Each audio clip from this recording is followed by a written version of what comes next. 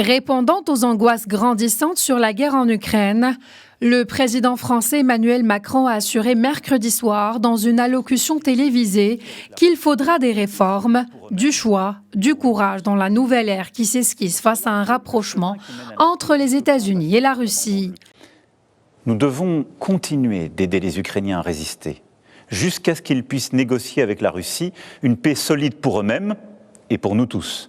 Suite à l'appel historique du futur chancelier allemand, le président français a décidé d'ouvrir le débat stratégique sur la protection de l'Europe par le parapluie nucléaire français.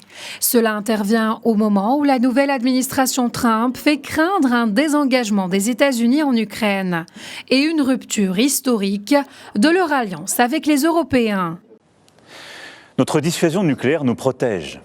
Elle est complète, souveraine, française de bout en bout. Elle a, depuis 1964, de manière explicite, toujours joué un rôle dans la préservation de la paix et de la sécurité en Europe. Mais répondant à l'appel historique du futur chancelier allemand, j'ai décidé d'ouvrir le débat stratégique sur la protection par notre dissuasion de nos alliés du continent européen. Quoi qu'il arrive, la décision a toujours été et restera entre les mains du président de la République, chef des armées. Le président français a également affirmé que la Russie est une menace pour l'Europe.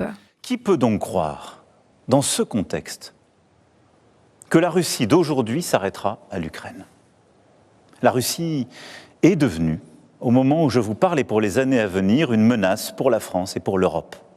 Je le regrette très profondément. Cependant, la Russie a dénoncé ce jeudi le discours du président français.